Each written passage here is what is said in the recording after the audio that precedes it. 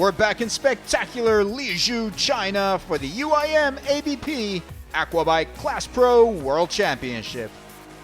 Located in Guangxi Province, Liuzhou is a bustling city of nearly 4 million people located on the banks of the mighty Liu River. The area is renowned for its natural beauty, with its picturesque and iconic limestone hills and mountains, waterfalls and streams, as well as lush parks and surrounding forests. This is a city that reflects the young, dynamic, rapidly modernizing China of the 21st century, an emerging economic powerhouse. As China grows, peripheral Chinese cities like Liuzhou grow with it, and a worldly, well-connected, technologically savvy, emerging young urban middle class is a testament to the power and potential of a country where old and new, past and future converge. Liuzhou is a city of contrasts.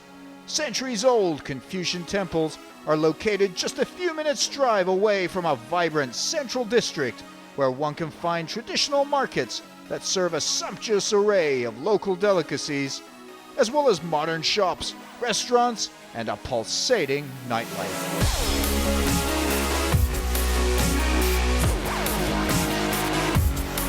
The 2013 Grand Prix of China was raced at the Jinglan Water Sports Center on the Liu River as part of a week-long SGMW Aquatic Speed Festival that also includes F1 H2O racing, F4 racing, and water skiing, once again drawing crowds in by the tens of thousands in this celebration of aquatic motorsports.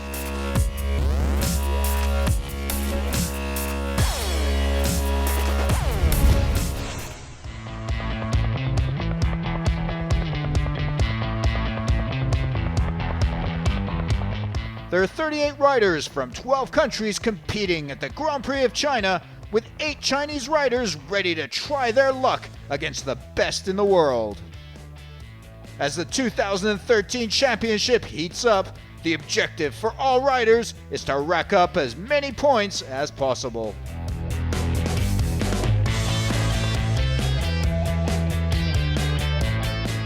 Yusuf Al-Abdul-Razak, Nacho Armias and Rock Floriancic will be looking to defend their excellent start to the year against a talented field of racers who will be looking for ways to topple Yusuf, Nacho and Rock.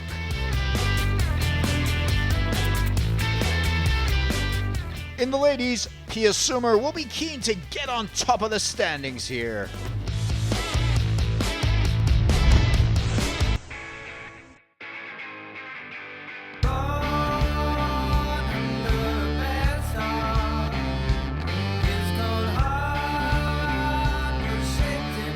The 2013 Grand Prix of China is round 2 of the Runabout GP1 and Ski Division GP1 World Championship and round 3 of the Freestyle Division. Round 1 of the championship in Viverone, Italy, saw an indomitable Yusuf Al-Abdul-Razak of Kuwait take both heats and the overall Grand Prix title in the Blue Ribbon Runabout event. It was a disappointing Italian Grand Prix for the French favorites. 10-time world champion Cyril Lemoine couldn't put any dent into the Kuwaitis' lead, finishing runner-up in Heat 1, but was unable to finish Heat 2 out with mechanical trouble. Would he be able to find the form to beat the Kuwaiti in China? Every time when I make a start in jet ski, it's only for victory. Sometimes it will work, sometimes it doesn't work. Last race I make the pole position, I make the best lap. I try to be the same. And after you can start in the front position, it's better for the race, and I try to do my best. Lemoine's fellow Frenchman Jeremy Perez finished second overall with a third place in Heat 1 and a runner-up finish in Heat 2. He goes into China riding an upward graph and is sure to be a contender. The year did not get off to a good start for the last 2 world champions. 2011 world champion Mattia Fracasso was beset by a litany of mechanical problems, unable to post any points in either heat in Italy. He needs to score some big results if he's to keep his shot at a title in 2013 alive. Eccoci qui, siamo di nuovo qui in Cina. Here we are again in China. I love this place. I'm happy here. This is where I won the World Championship 2 years ago. I hope to repeat that. Visto anche l'ultima gara, la Prix. The last Grand Prix in Italy didn't go so well for me. I hope things are different here, and I hope we can take the trophy home. Di dare il massimo e di portare a casa anche quest'anno il titolo. Defending world champion Francois Midori hasn't been able to find the speed he's been looking for, making do with a 4th and 3rd place finish in the 2 heats in Viverone. He needs points, and he needs them bad, but an enormous obstacle stands in everyone's way: Yusuf Al-Abdulrazak. He goes into round 2 in China with a maximum 50 points. It's no wonder he's brimming with confidence. I feel really good. Been training hard before this race. I had the race before in between Viverone and this race, so I'm in shape. And the only issue is my mechanic is not here, but the boat is good. Tested it, everything is good, so hopefully no issues. But it's a talent-packed field, including racers like Carujet champ Teddy Pons, last year's world number 5 Jordi Thomas Jimenez, and Swede Johan Johansson, to name a few. The crowds flocked in their thousands, as they've done every year, keen to watch the biggest, fastest, and baddest aquabikes do battle in the showcase runabout GP1. A tricky circuit awaits these riders, with a lot of slaloming that will make it hard to find room to overtake, so the start will be crucial and pole position will be a big advantage. The lucky man with pole is once again Yusuf Al-Abdulrazak. Cyril Lemoine second, Jeremy Perez third on the starting grid. And just look at Abdulrazak go! He storms into the lead right from the start as Lemoine, Perez, and Pons and the rest of the field try to keep up. 10-time world champion Lemoine is right up there with the Kuwaiti, but he has his work cut out for him if he's going to have any chance to overtake him. Big battle for 3rd place as Teddy Pons tries to overtake his countryman Jeremy Perez, but Perez just manages to shut out the Carujet champ as the 2 slalom through to finish lap 1. Up in the lead, it's all clear, clean waters ahead for Al-Abdulrazak, but that could change fast once he starts lapping the back markers, which will produce its own challenges for the leading racers. The waters get choppy, there's congestion on the course, and the lead racers may find themselves having to dodge the traffic. Further back, defending world champion Francois Midori, who qualified in at 7th for the starting grid here, trying to make his way up the field, taking on number 25 Andrzej Wisniewski of Poland and number 99 Jordi Tomas Jimenez. 2011 world champion and 2013 European champion Mattia Fracasso in number 8 chases down Chinese rider Wu Ronghua as the Italian tries to climb his way up the field. He eventually catches up with Wu and passes him, making his way up to 5th position. No change in the top 4 positions. Al-Abdulrazak is untouchable. Lemoine still chasing the Kuwaiti, but the gap is widening.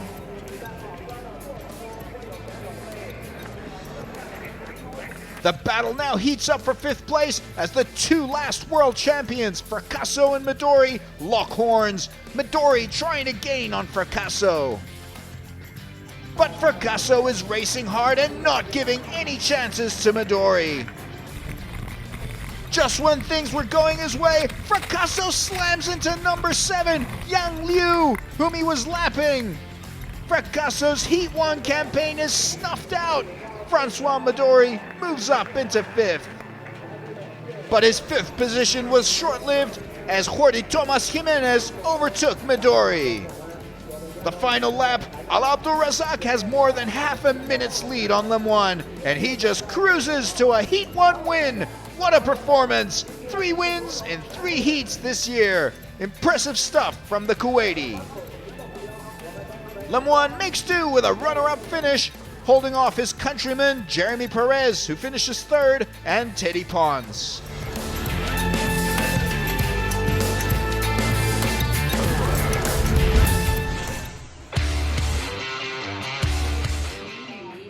Heat 2, Abdulrazak again has pole, and the riders await the start flag. They're off! Lemoine once again the only racer anywhere near the Kuwaiti. Al Abdulrazak takes the all-shot boy, with Lemoine just behind him on his right. The two enter the parallel course. Abdulrazak once again so fast and so tight on those slalom turns. Lemoine, with his distinctive standing style of racing, comes out of the parallel course. Jeremy Perez is behind him in third position once again. The Kuwaiti rider has already opened up a considerable lead this early into Heat 2. Cyril Lemoine in the now familiar role of catch the leader. Francois Midori cuts the turns tight and speeds his way up the field, trying to get up there with a leading pack, bumping one of the racers aside on the way. Jeremy Perez and Teddy Pons, meanwhile, have continued where they left off. Pons in fourth position, chasing Perez. Midori is the one to look out for behind them. He's racing with a vengeance, keen to start getting some big points. Here's a little front seat for you to experience the race from the leader's perspective. Last year's night slalom champion, Yusuf Al Abdulrazak, has really only burst onto the scene this year with a remarkable 3 out of 3 heat wins so far, leaving some of the best riders in the world in his wake. While Perez tries to fend off Teddy Pons, both of them have to look out behind them as Midori comes storming through in 5th position. This is good racing for the defending world champion, but Pons and Perez have been in fine form, and neither one is going to back out of a fight. Behind Midori is Chinese rider Wu Ronghua, who will be looking to at least repeat his excellent 7th place showing in Heat 1. Out in the lead, Abdulrazak enters his final lap. He appears to have a problem. He's looking down at his machine and he's losing pace. Lemoine looks out at the field, sussing his position, but does he know Abdulrazak is in trouble? Can he see his chance and attack? Al Abdulrazak has just half a lap left, but he's lost serious speed, and it's all he can do now to take advantage of his comfortable lead and just get himself to the finish line. Lemoine is closing the gap fast. He can sense there's something wrong with Abdulrazak's Aquabike, but he's running out of time. Abdulrazak holds on, and he does it. That last lap must have seemed an eternity to him. Lemoine once again settles for a comfortable runner-up finish. Perez is again third, making it 4 podiums in 4 heats this year.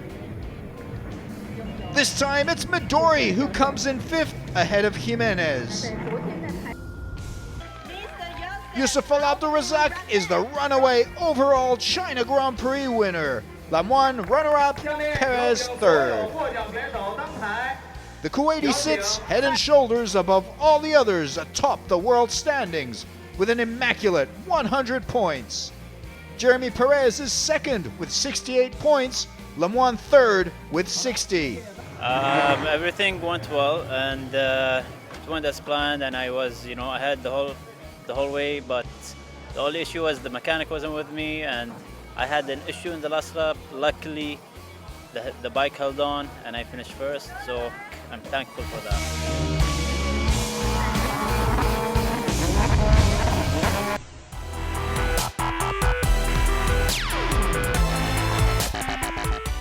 The freestyle event is virtually owned by Rok Florjancic, who has a perfect 4 heat wins from 2 Grand Prix, sitting atop the world standings with a perfect 100 points. His brother and 2012 world champion Nas Florjancic is second in the standings, just ahead of Miami-based Serbian rider Alexander Petrovic. Those 3 riders make up the freestyle lineup for Liuzhou. Before we get to the action, Petrovic gives us a rundown of a freestyle aquabike. Hello. Okay, what is the difference between a freestyle aquabike and a regular aquabike? Well, first of all, it's the hull. The stock hull is not good. Aftermarket hull is the way to go. They come in all kinds of shapes and sizes. This particular one is called Super Freak and it's the lightest out there. Weighs around 20 kilos. You want the one that's as light as possible, preferably made out of carbon fiber, just like this one. You will see full carbon fiber inside. The shape is also very important because it's made for freestyle, so it helps you go up in the air. Next thing you need is a big motor. This is a 1200cc motor. That's currently the maximum we use in UIM. So it produces more than 200 horses and you want as much as possible. It helps you go up in the air and stay higher. Other than that, all the other little things, big carbs, nice big exhaust and electronics. You will also need trim, right here, trim lever. It raises and reduces the nozzle in the back and it controls the flow of water. Once I pull it all the way in, it helps me go up in the air. You also need some type of a handle pole. Any handle pole will do. They come in all kinds of colors and shapes. As long as it's the length that you like, you put it on. And then finally, the footwells. The footwells help you stay on your aquabike. They're the most crucial part. Otherwise, you will fall out when you go up in the air. You can buy them pre-made, or you can make your own, just like I did, out of HydroTurf with blocks with a particular angle that I like. A right leg different than left leg, so I can take the left leg out and so on. In essence, that is your freestyle aquabike.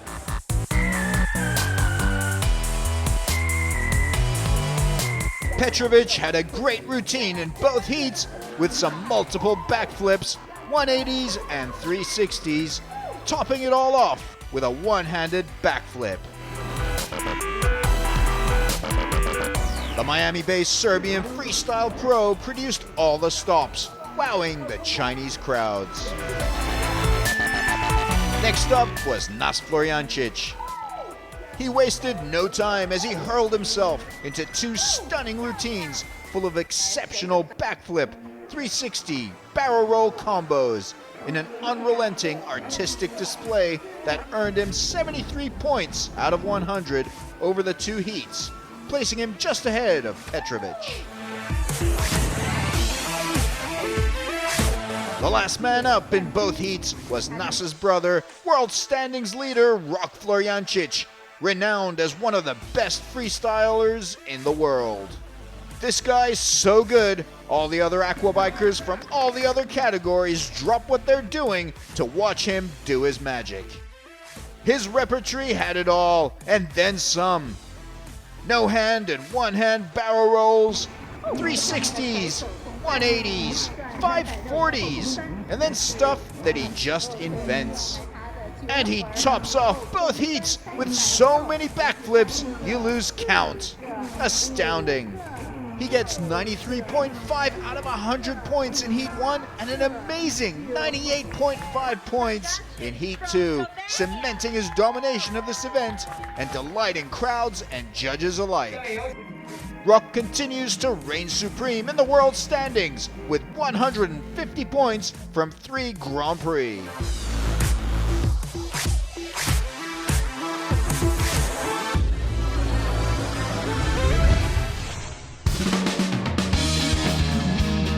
The Ski Division GP1 saw an imperious two-heat winning performance from the young Spaniard Nacho Armias, who was simply unstoppable in Viverone. Now leading the World Championship standings, he has to defend his seat at the top against a bevy of European talent, who will all be looking to make the most of the absence of defending world champion Jeremy Prix. Recent European champion Tiago Sousa of Portugal will be one of Armias' biggest rivals. I expect the victory of the Ski F1. I worked a lot for this, so I hope I can do the best pole position to after win the race. Another one to watch out for, former world champion Michael Prix of France, who returns after a year off the circuit. Veteran Italian rider Alberto Monti of Italy could be the dark horse in China. He's known for his consistent, technical, no-frills riding style, and he knows how to get results.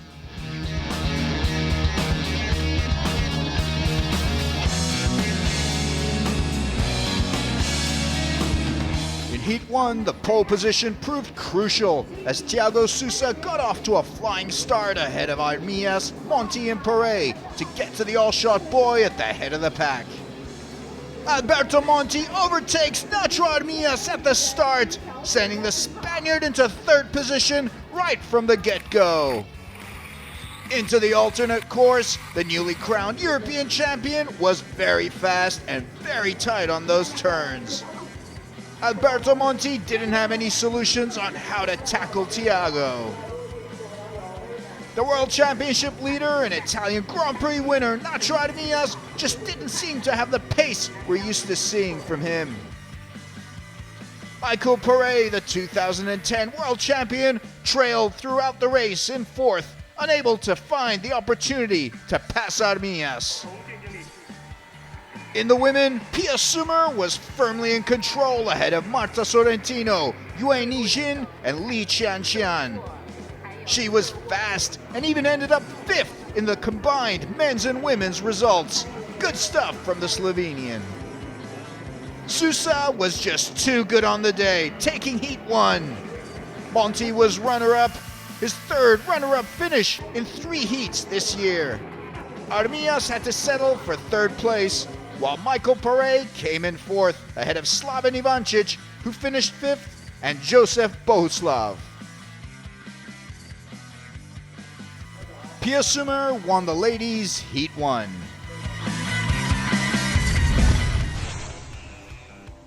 Heat 2, Thiago Sousa again in pole. And we see the start from Michael Prix's onboard camera. Sousa breaks away with Monti close by, while Armias and Prix are neck and neck. Thiago Sousa is first to the all-shot boy. Behind him, Armias takes second position from Monti. Prix fourth. Going into the alternate track, it's the same top 4 riders as Heat 1.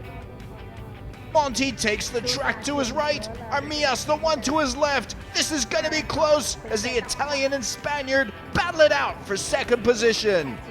Sousa emerges from the alternate track firmly in the lead.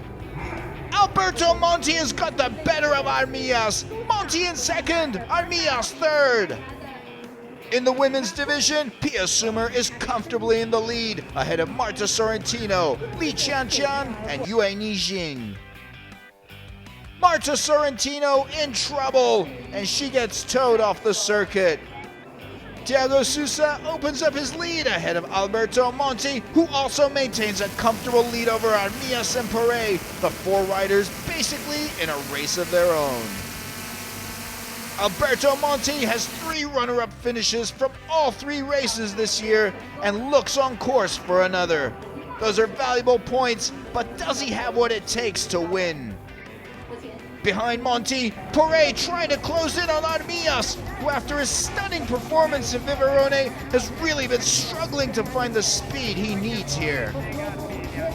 Armias is dropped to fourth as Michael Prix kicks it up a notch to overtake the Spaniard and move up into third place. This is really turning out to be a bad Grand Prix for Nacho. This Grand Prix has been all about Thiago Sousa, who completes a hat-trick of qualifying plus 2 heat wins, earning him a perfect 50 points. Runner-up yet again is Alberto Monti. Michael Prix uses his experience to deny Armias a podium in Heat 2. The final Grand Prix standings: Sousa supreme, Monti runner-up, Prix third thanks to that Heat 2 result. Armias makes do with fourth. And that result sees a surprise name on top of the world standings, Alberto Monti, just 1 point ahead of Armias and 14 ahead of Sousa.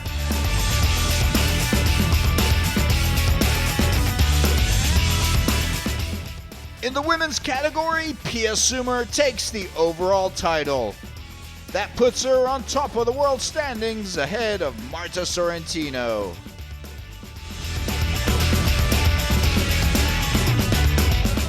That concludes the 2013 China Grand Prix. See you in Doha, Qatar.